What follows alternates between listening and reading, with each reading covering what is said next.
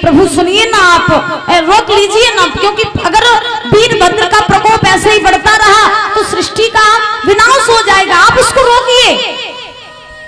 अच्छा भोले वाले जगपति महाराज भोले बाबा को नाम का भोले भाले है। भोले तो इतने हैं कि एक लोटा जल में ही मान जा, तो भाले फिर इतने हैं कि फिर कोई मनाता रहा मन में ही वाले ना है। हाँ तो भोले बाबा ने सारे देवी देवताओं की बात को सुना, सुन करके उन्होंने वीरभद्र को रोका, शांत किया। वीरभद्र शांत हो गए। अब सारे देवी देवता बोले नाथ आज तक किसी का भी यज्ञ अधूरा नहीं रहा, आज तक किसी का भी यज्ञ अधूरा नहीं रहा, जिन जिन लोगों ने यज्ञ किए वो सबके यज्ञ पूरे हुए। नाथ वैसा कीजिए कि इन दक्ष का भी जो यज्ञ है इस यज्ञ को भी अधूरा मत रहने दो, इस यज्ञ को आप पूरा करवाओ। भोले बाबा ने कहा ठीक है। तो भोले बाबा ने जैसी यज्ञशाला थी उस यज्ञशाला को पुनः वैसा ही बना दिया। अब यज्ञशाला तो पुनः वैसी बन गई। अब देवी देवता बोले महाराज जब तक यजमान नहीं होगा मुख्य तब तक यज्ञ पूरा कैसा होगा, यज्ञशाला तो आपने वैसी बना दी, अब यज्ञ करने वालों को भी वैसा ही बना दो। कौन? दक्ष। अब वीरभद्र ने तो दक्ष का शीश काट दिया था, काटा था कि नहीं परीक्षित जी? जगपति महाराज काट दिया था ना, तो दक्ष का तो शीश कट गया। अब दक्ष जो है बिना शीश के जमीन पर पड़ा है। अब देवी देवताओं ने कहा ना, अब यज्ञ करने वाले को भी वैसा ही बना दो, यानी दक्ष को जीवित कर दो, क्योंकि जब तक दक्ष जीवित नहीं होगा तब तक यज्ञ पूरा नहीं होगा, इसलिए आप दक्ष को जीवित कीजिए। भोले बाबा बोले ठीक है हम जीवित कर देंगे, तुम पृथ्वी पर चले जाओ। दादा भोले बाबा ने कहा कि तुम पृथ्वी पर चले जाओ और ऐसे बालक को ढूंढ के ले आओ। कैसे बालक को? जिसकी मैया ने उसे हाल ही में जन्म दिया हो। ध्यान से सुनना, भोले बाबा ने देवताओं से कहा कि हम दक्ष को जीवित तो कर देंगे, लेकिन कैसे? सुनो,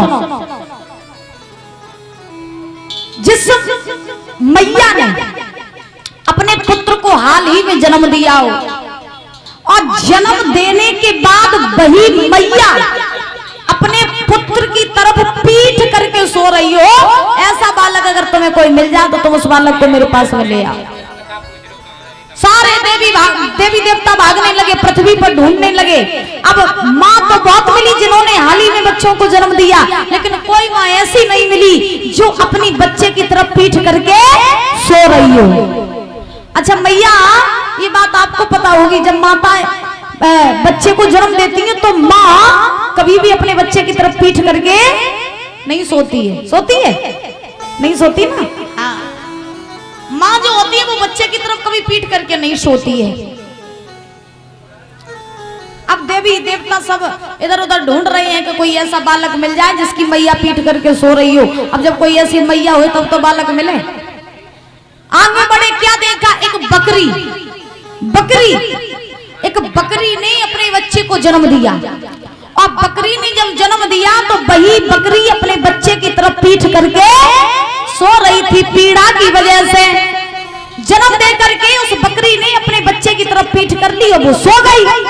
देवता बोले भैया तो कोई ना दिखाई दे, जब बकरा कोई ले चलो। सो बकरा कोई लेके और महाराज भोले बाबा के पास में पहुंचे तो भोले बाबा ने उस बकरे का शीश काट करके दक्ष के शीश से जोड़ दिया, और जैसे ही दक्ष के शीश से जोड़ा तैसे ही दक्ष में करता हुआ खड़ा हो गया। बोलिए भोलेनाथ की। दक्ष में करता हुआ खड़ा हो गया। अच्छा, दक्ष को श्राप लगा था पहले से ही कि उसका शीश बकरे का हो जाएगा। दक्ष को श्राप लगा था दादा, क्या उसका शीश बकरे का हो जाए। किसने दिया था? पता है किसी को? किसी को पता है? नहीं पता। नंदी ने श्राप दिया था दक्ष को। किसने दिया था? नंदी ने। कब दिया था? तभी दिया था दादा जब दक्ष ने भोले बाबा से ब्रह्मा जी की सभा में अपशब्द कहे थे, और जब दक्ष ने भोले बाबा से सभा में अपशब्द कहे तब दक्ष ने महाराज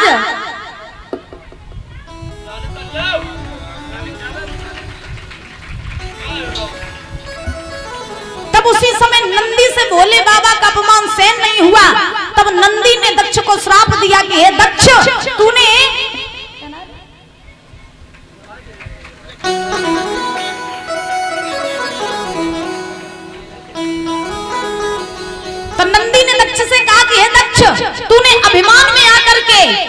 के देव महादेव का अपमान किया है, जा मैं तुझे ये श्राप देता हूँ, क्या एक समय ऐसा आएगा जब तेरा यही शीश कट के बकरे का शीश लग जाएगा। ये श्राप दिया महाराज नंदी ने दक्ष को, इसी कारण से दक्ष का शीश बकरे का हुआ।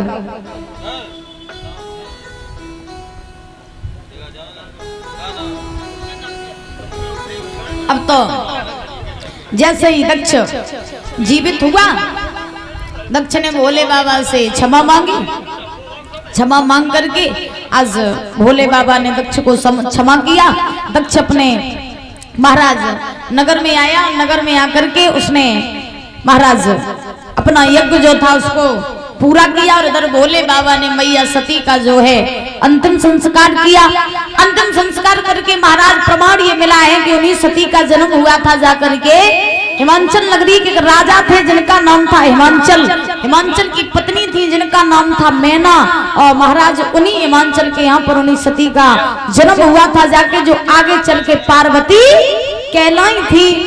क्योंकि जब सती ने अपने देह का त्याग किया था तब क्या कहा था कि मैं जब जब मरूं और जब जब मैं देह को धारण करूं तब तब मैं भोले बाबा की अर्धांगिनी बनूं।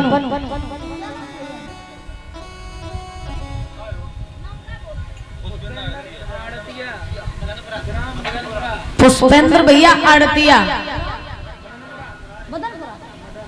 ग्राम मदनपुरा से ये भैया जी पगड़ी